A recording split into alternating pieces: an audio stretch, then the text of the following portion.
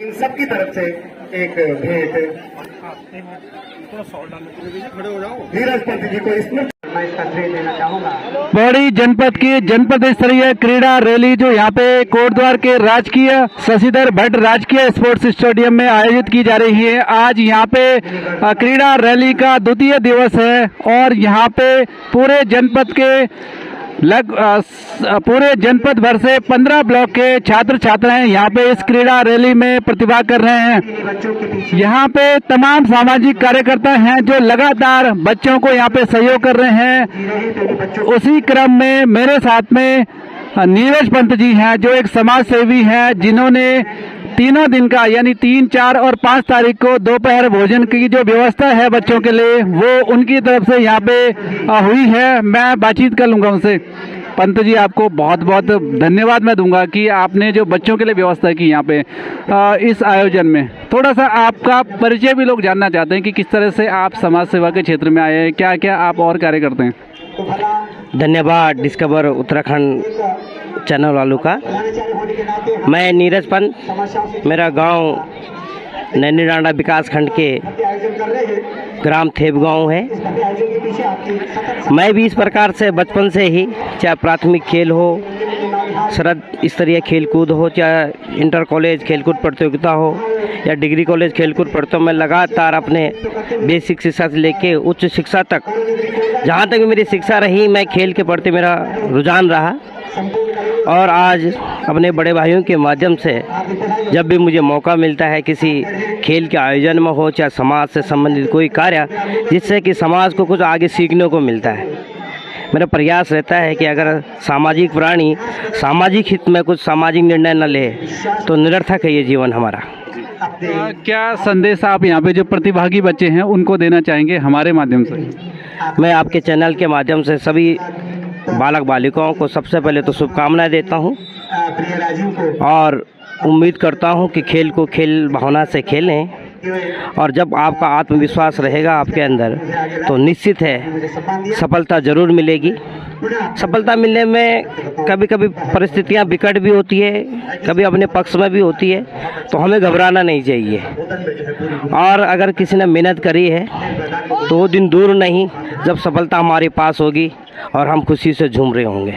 चलिए, आपके इस जो योगदान के लिए हम भी आपका आभार व्यक्त करते हैं कि कहीं ना कहीं बच्चों के हित में जो आपने फैसला लिया, जो उनके लिए भोजन की व्यवस्था कराई, मैं आपको शुभकामनाएं देता हूं। सर, आप भी मंडल महामंत्री हैं, मुझे जिला अध्यक्ष हैं आप जूनियर संघ के पौड़ी जनपद के। जिस तरह से यहाँ पे पंत जी ने इसमें सहयोग किया, थोड़ा सा आप क्या कहेंगे हमारे चैनल के माध्यम से पंत जी के लिए?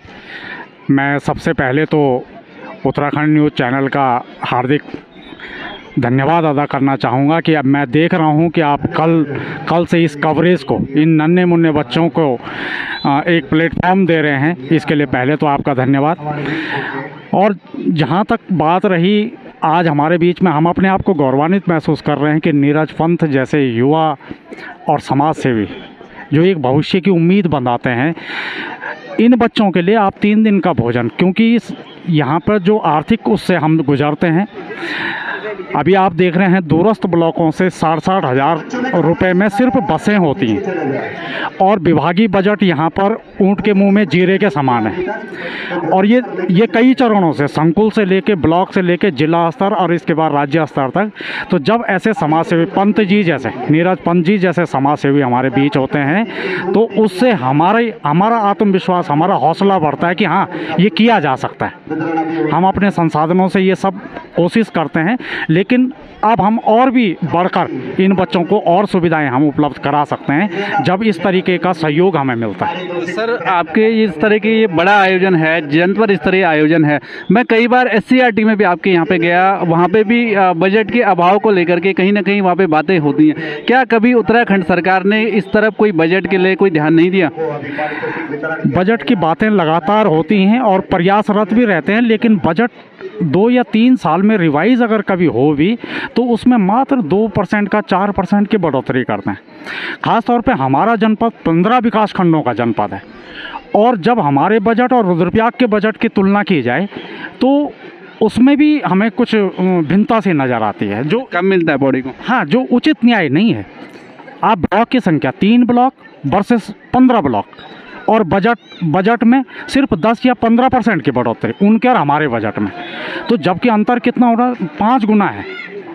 हम 5 गुना ब्लॉक ज़्यादा हैं, तो बजट भी हमारा इसी रेशियो के हिसाब से बढ़े तो हमें आसानी हो।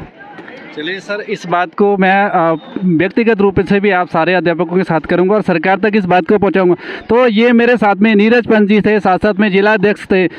जिस तरह से बजट को लेकर के तमाम जो शिकायतें आती रहती हैं कि बजट का अभाव रहता है, शिक्षा विभाग निदेशालय से लेकर के शिकायतें करता है, लेकिन उसमें कई सामाजिक कार्यकर्ता ऐसे होते हैं जो अपना सहयोग करके इतने बड़े आयोजन को सफलतापूर्वक करने में सहयोग करते हैं। मैं धन्यवाद करूंगा एक बार फिर से नीरज पंत जी का कि आप जैसे लोग कहीं ना कहीं उन लोगों के लिए प्रेरणा है। सरकार के लिए आप एक आईना दिखाने का काम करते हैं कि इस तरह के बड़े आयोजनों के लिए आपको करना ही चाहिए। जैसे मुझे अभी सर ने बताया कि जिलेवार बजट वितरण को लेकर के भी तमाम अनियमितताएं रहती हैं, तो मैं उत्तराखंड सरकार से भी निवेदन करूंगा कि ये पूरे जनपद भर से बच्चे हैं, आपके ही उत्तराखंड के बच्चे हैं, इनके लिए कहीं ना कहीं आपको संसाधनों की व्यवस्था करनी होगी, बजट की व्यवस्था करनी होगी, ताकि हम इनको बेहतर भविष्य दे पाएं। और याद करते रहे कि वहाँ पर हमने इस तरह से प्रतिभाग या बच्चों का सहयोग किया। धन्यवाद नीरज पंत जी का बहुत बहुत।